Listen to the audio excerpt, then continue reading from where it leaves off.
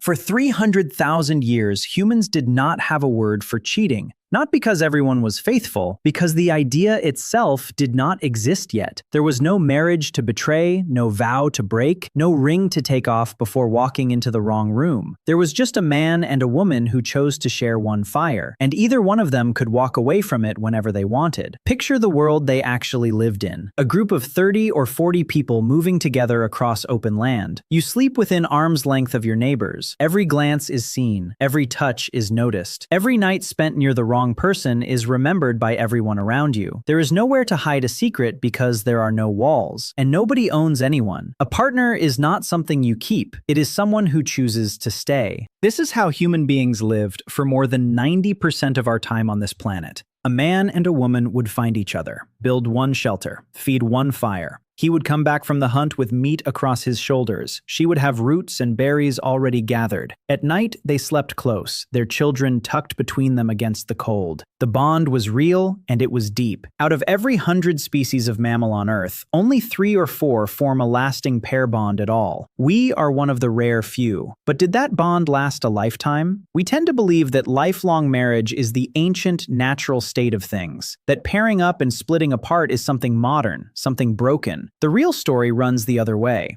Among the Hadza of Tanzania, people who still live by hunting and gathering the way humans have for hundreds of thousands of years, an anthropologist named Frank Marlowe found that only about 1 in 5 adults stays with the same partner for life. Most bond, raise a child or two, drift apart, and bond again. More often than not, it was the woman who ended it. One day she would gather her few things, lift her youngest onto her hip, and walk to the far side of camp to start over with another man. Nobody stopped her. There was nobody who could. But this was not a marriage falling apart. There was no lifelong vow to break because no ceremony had promised forever in the first place. Pairing and repairing was simply how a life took its shape.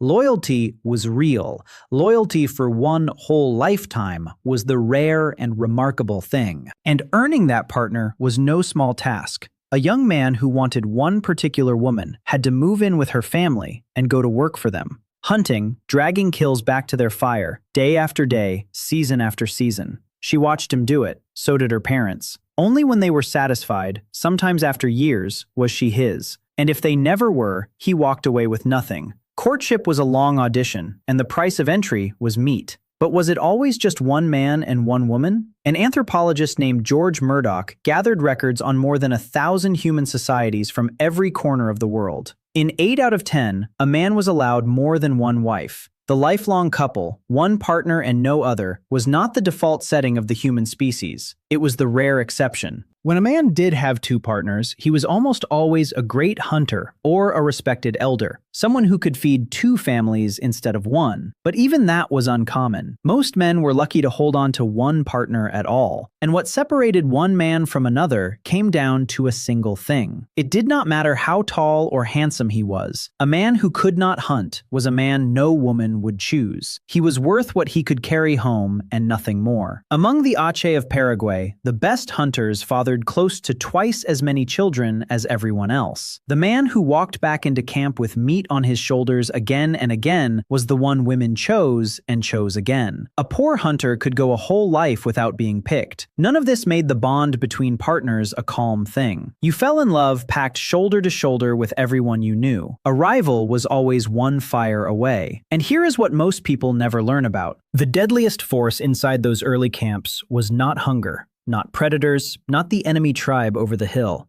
When researchers Martin Daly and Margot Wilson traced what actually drove humans to kill each other in small societies, one cause rose above everything else: a partner who had strayed, and the jealousy that came after. In a camp with no walls, a lingering look or an empty bed at dawn was never a secret for long, and more than once, it ended with someone dead. And yet, this was no loveless world. 2 anthropologists, William Jankowiak and Edward Fisher, searched for romantic love across 166 different cultures around the globe. They found it in 147 love songs, folk tales, stories of young couples who ran off together against everyone's wishes, the sleepless nights, the ache, the helpless fall. You did not invent that feeling. It was already ancient when your ancestors felt it around a fire 100,000 years ago. So why not just pair off, stay faithful, and raise your children in peace? Because a human child is a creature of overwhelming need. Our brains had grown enormous, and the price was a baby born completely helpless, unable to walk, unable to feed itself,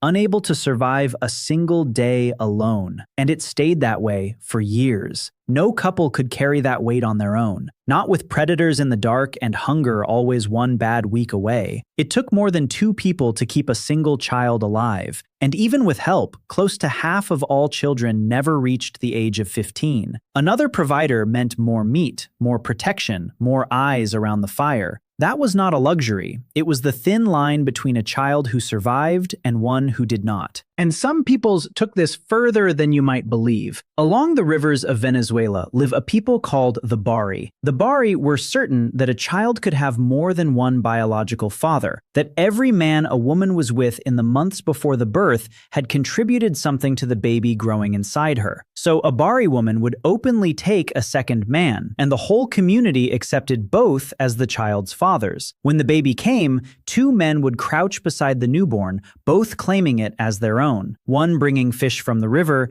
the other meat from the forest. Did it actually work? An anthropologist named Stephen Beckerman counted the children. The ones with 2 recognized fathers reached the age of 15 80 times out of 100. For the ones with only one, just 64 made it. A second father was not a scandal. It was a survival strategy. And the search for a partner did not stop at the edge of the group. Once or twice a year, scattered bands would come together, hundreds of people walking for days, to meet at a river or a valley, to trade, to feast, to dance until dawn. And running through all of it was the quiet work of finding someone new. A young woman who had known the same dozen faces her entire life might suddenly find herself across the fire from a stranger. And by the time the gathering broke apart, she might walk away at his side, toward land she had never seen. A whole year could turn on a single night of firelight, and one stranger glimpsed across the crowd. So what about the faithful couple? The 2 who stayed side by side through everything. They did exist, an old man and an old woman who had weathered all of it together and still shared one fire into old age. But they were the rare pair the whole group knew by name, pointed out to the young the way we still talk about a couple married 70 years. They were the exception. They were never the rule. So were humans ever truly faithful? They bonded deeply and they bonded often, but one person for life, with no exceptions, was never their world. They paired and they parted. They stayed and they strayed. They shared the very idea of parenthood and reached far across the land for love. The neat little picture of one faithful couple at the dawn of time never really existed. It belongs to a much later chapter of the human story. And the people who lived that earlier chapter, restless and wandering and fiercely bonded all at once, are not gone. Their blood is in you. Their loves and their jealousies are wired into your brain. Whatever you feel when you fall for someone, they felt it first, around a fire, a very long time ago.